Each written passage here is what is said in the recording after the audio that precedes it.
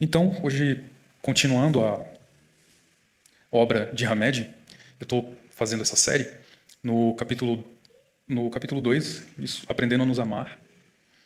Ele traz uma visão muito real de como nós estamos nos amando. Ele traz essa visão de a potencialidade que nós temos de nos amar. Para que serve isso em nossa vida? Então, primeiro, ele apresenta a fala de Mateus, capítulo 22, do versículo 37 ao 40. Ele respondeu: Amarás a teu Deus de todo o teu coração, de toda a tua alma e de todo o teu entendimento. Esse é o maior e o primeiro mandamento. O segundo é semelhante a esse: amarás o teu próximo como a ti mesmo. Desses dois mandamentos dependem toda a lei e os profetas. Quando Mateus traz essa visão de Cristo, que indagaram ele, sobre o amor, ele traz uma visão extremamente profunda a respeito de como nos amarmos. Para a gente se amar, na verdade, para a gente amar o próximo, a gente tem que se amar primeiro. Como é que vamos dar aquilo que não temos para nós? Como é que vamos dar aquilo que não angariamos para nós?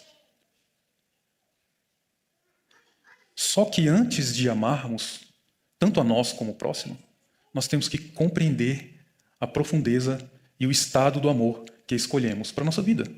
E isso depende dos nossos valores, das nossas crenças. Senão ficamos num amor infantilizado. O que é ódio? O ódio não é o contrário do amor. O contrário do amor é indiferença. Ódio é um amor infantil, porque você ainda gosta, mas se sentiu machucado com aquela pessoa que você gosta. E aí ela tem tanto poder ao ponto de te trazer ódio. Como estamos amando? Qual a nossa forma de amar? É uma forma mais prazerosa conosco mesmo, em primeiro lugar? É uma forma mais penosa? Porque os primeiros passos do amor se chama paixão. Nós nos apaixonamos por alguém. E eu não estou falando só de paixão romântica, tá? Podemos nos apaixonar por familiares, por amigos.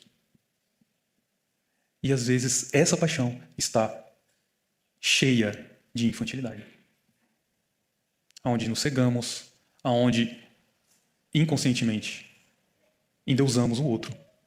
Colocamos o outro numa posição irreal, ilusória que ele não é.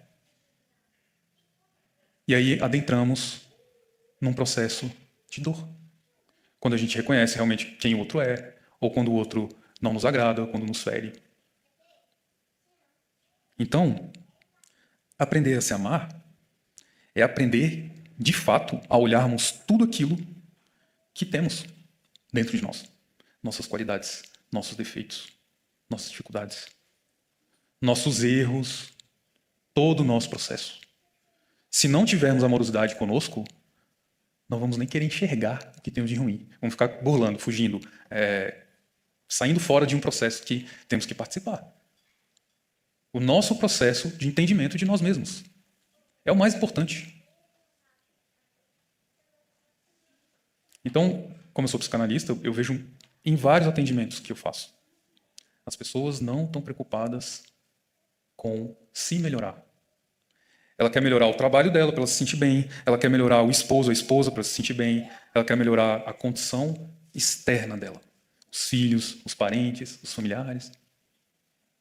Achando que isso vai melhorar alguma coisa da vida dela. Sendo que o maior agente da vida dela é ela. A maior responsável pela vida que a gente tem somos nós. Não tem como fugir disso. A que ponto estamos na nossa vida? Vamos fazer essa pergunta. A que ponto estamos na nossa vida? De enxergar que sim, é a nossa responsabilidade a construção da nossa felicidade? Ou de ficar delegando isso para quem nem mesmo traz felicidade para ele? Então, para a gente alcançar, nós precisamos olhar esse elo, chamado elo de amor, que é primeiro o amor que você tem por você. É o amor que você dá para o próximo. E o amor que você entende de Deus. Vamos tentar compreender o amor de Deus? De forma racional. Porque sentir ele é um processo que passa primeiro pela racionalidade. Então vamos tentar entender e eu vou trazer essa forma para que vocês tentem sentir. Deus criou um planeta. 4 bilhões de anos para a gente chegar a essa constituição física nossa. Olha a trabalheira que deu. milhares de espíritos abnegados em seu propósito amoroso por nós. Para mim, as bênçãos de Deus é o amor de cada um dos nossos mentores por nós, de cada um de uma equipe que cuida de nós. Isso é a maior bênção existente. É um amor dinâmico, é um amor real. Fora isso, toda a nossa constituição física, que com certeza não foi algo da noite para o dia. Fora isso, a vida que nós temos, condições ímpar para a nossa evolução. São colocados 8 bilhões de encarnados no planeta Terra para nós sabermos aprender a amar uns com os outros. Tudo isso aqui foi feito por uma grande inteligência, um grande processo inteligente. Será que nós temos capacidade de sentir isso na alma? Eu acredito que sim. Todo esse amor estendido para cada um de nós aqui. E ainda assim, temos sucessivas vidas como misericórdia para nos avançarmos ao encontro da nossa própria felicidade. O que Deus está pedindo em troca? Nada. Ele não pede nada. O que Cristo pediu em troca? Nada. Ele não pediu nada. Quando Cristo curava, ele deixava bem claro, não fui eu, foi a tua fé que curou você. Transformar Cristo em Salvador é um grande perigo. Ele é a capacidade de você se salvar pelo caminho, pela verdade e pela vida, assim como ele trouxe. Eu sou o caminho, a verdade e a vida. Aprendendo só um pouco, 10% da obra de Cristo, a gente compreende o quão é importante amar o próximo. Primeiro, no movimento de se amar. Então, como estamos aprendendo a nos amar? Já trouxe entendimento que Deus já nos ama infinitamente, dentro de vários processos. Vários. Então, melhorar a forma de conviver com o próximo não tem como chegarmos lá se não amarmos. Cada vez mais melhor. E a gente tem às vezes a gente tem um entendimento de que não precisamos aprender isso. O amor não é algo que se aprende, é algo que se tem. É algo que se vem com ele. Sim, com vidas sucessivas nós vamos complementando e aprimorando a forma de amar, mas sim, temos que aprender. Temos que aprender a amar mais e melhor todos os dias. Todos os dias. Agora, se amar é diferente de orgulho e egoísmo, tá? Aonde se compreende se amar num processo de deixar o outro também livre para ser quem ele é. De deixar o outro bem com aquilo. Se estamos num processo desse, de realmente auto-amor, e o outro, por vezes, não fica bem com isso, aí é uma questão do outro. Aí também a gente tem que aprender a se amar e não se importar com isso. Só conseguimos levar incentivo a melhorias coletivas se nós estamos nos melhorando.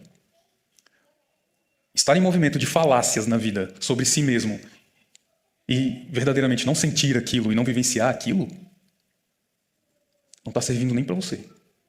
A gente entra num movimento irreal. De criação só do ego. Você só quer que seu ego seja massageado, mais nada. Não está sendo uma real modificação amorosa com você. E pode ter certeza, quando a gente começa a se modificar, quando a gente começa a se alterar, a melhorar, a entrar no fluxo divino de sabedoria, energias contrárias virão. Se energias contrárias aconteceu com Cristo, de forma bem incisiva, quem somos nós para não acontecer isso também? Vai vir, sabe por quê? Porque o nome disso é prova e expiação. Algo que cai como uma luva para aquilo que a gente acredita, como um mundo de prova e expiação. Então, a partir do momento que entramos no processo de mudança para melhor na nossa vida, pessoas vão se levantar contra. Espíritos vão se levantar contra. Mas existe uma fala bíblica. Se Deus está comigo, quem é que vai estar contra mim? Quando a gente se modifica verdadeiramente pelo amor, dentro do entendimento de que não, eu sou realmente falho nisso, naquilo, mas Deus me ajuda, espiritualidade me ajuda, me coloca à disposição para aprender. Vou começar com o hábito de ler e aprender um pouco mais todos os dias, de entrar nesse fluxo de aprendizado, aprendendo a me amar, a me querer bem, a me tratar bem, com valores reais. Com valores reais.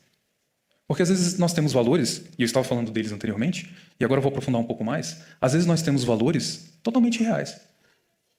Nós nos sentimos amados porque temos uma condição financeira boa, porque temos um emprego bom, porque temos isso, porque temos aquilo. Só o externo. Mas isso não é garantia de você ser amado. Porque se essas coisas forem embora, e Deus é capaz disso, nós vamos ficar nus dentro do nosso processo interior. Sem nada. Nos sentindo vazio. Então não precisamos criar codependências para nos sentirmos amados na vida. Codependências em tesouros que a traça corrói, que a traça rói e que a ferrugem corrói. O melhor mesmo é a gente se sentir amado pela ideia simples de já existirmos. De estarmos aqui, compartilhando nossa vida com as pessoas que a gente ama. Em momentos de aprendizado, respirando ar, sentindo a vida. É simples, não precisamos de muito. Assim como Jesus, simples no seu processo. Veio numa manjedoura simples, teve uma vida de carpinteiro simples, escolheu as mais simples pessoas para acompanhar ele.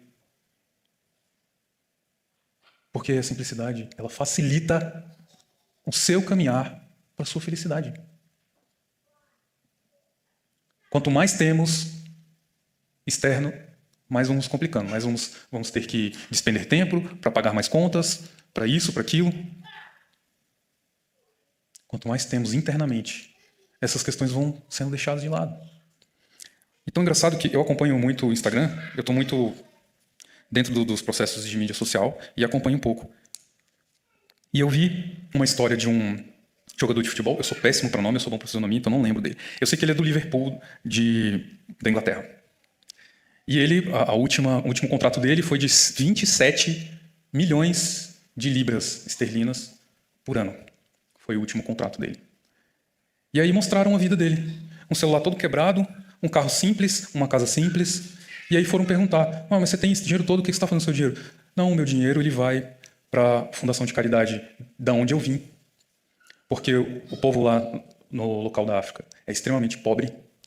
Então, nessa cidade que eu vim, eu estou conseguindo pagar 70 euros para cada habitante, para eles reestruturarem a vida deles.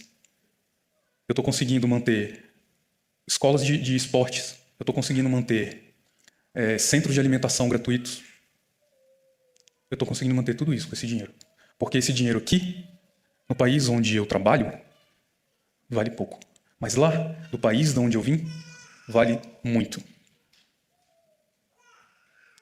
que nós estamos construindo para a nossa vida? Ele compreende que esse talento não é dele. Ele deixou claro. Se Deus me deu tudo isso, por que eu não posso dar para os meus irmãos? Algo que não veio de mim, veio de Deus. E será que exatamente tudo que temos externamente não vem de Deus? Ele não proporcionou tudo isso. Então vamos cocriar com Ele. Vamos cocriar aquilo advindo de nós, da nossa capacidade interior. E aí Ele só pede uma coisa. Ama teu próximo como a ti mesmo. Será que chegamos a esse ponto de amar o próximo como a nós mesmos? Então a evolução do amor, ela existe. E vamos aprendendo cada vez a amar mais e melhor. Ela passa por estágios. O primeiro estágio da evolução do amor é o entendimento do amor carnal. Quando estamos mais no processo primitivo, nós vamos entendendo com tato, com sentidos, com a forma de olhar. Ao abraçar um filho. Tem vários relatos em livros espíritas que falam quando existe um problema muito sério entre dois espíritos e já se tentaram praticamente de tudo, um vem mãe do outro, em vidas diferentes. Por quê? Porque você tende como mãe a tirar o melhor da sua maneira de amar. Mas aí, se a gente escolhe realmente não amar, nem por esse lado, e é um livre-arbítrio nosso, aí uma hora a gente vai encarnar com o outro como irmão siamês, grudado. Será que damos conta? Eu prefiro ficar até no mãe, tá bom pra mim. Então, se amar gera uma coisa incrível que se chama lucidez. Lucidez que serve para você enxergar os seus conflitos. E aí, quando você enxerga os seus conflitos, você começa a resolvê-los. E aí, o conflito que você tem com o outro já está meio caminho andado. Já está meio caminho andado. Porque se você se entende, poxa, a pessoa fez isso e aquilo comigo, mas também lá no passado eu já fiz. Não igual, parecido, mas eu fiz. Ou não colocando medida de valor em erro, mas eu errei.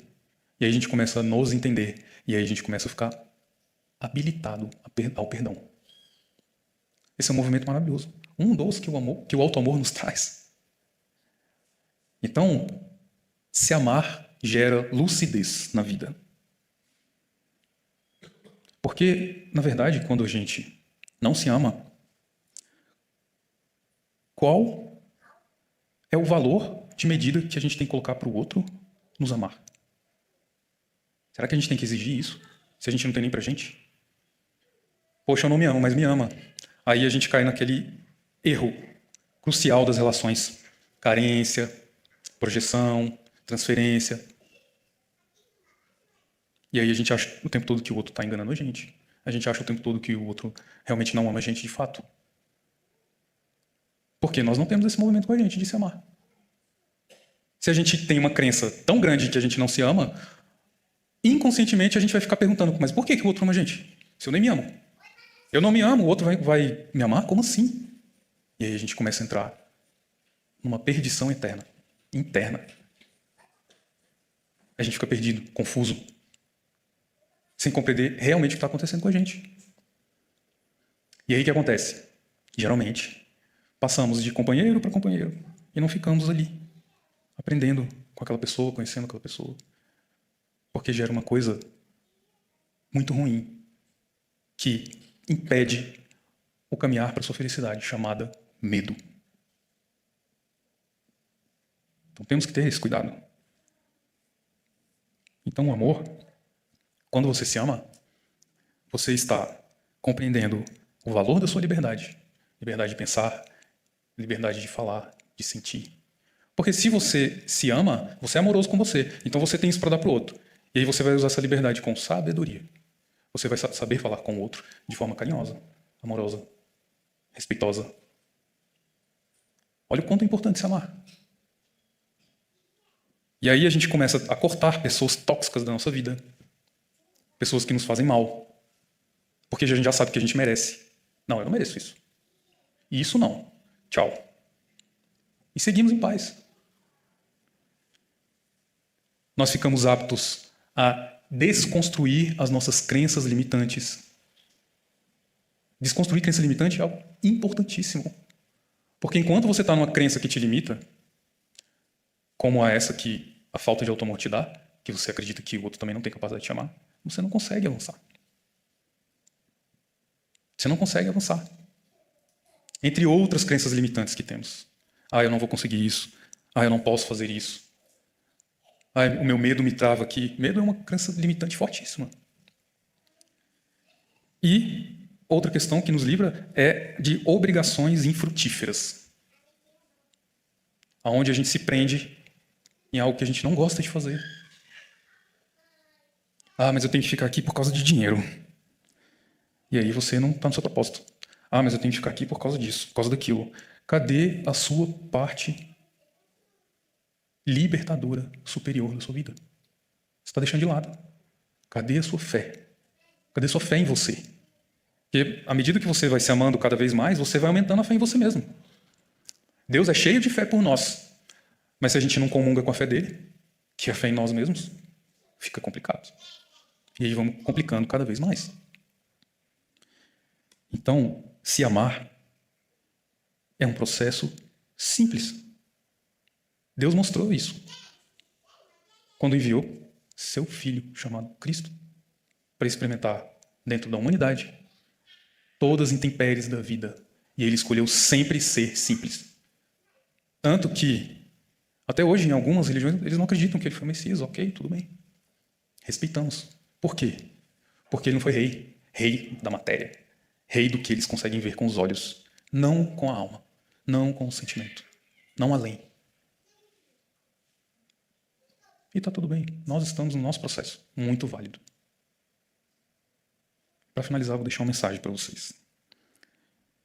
Quando estamos a serviço do amor verdadeiro, a nossa autoestima será algo valioso para nós. Só podemos ter autoestima na vida se estamos no processo de auto-amor. Fica essa reflexão. Boa noite, gratidão.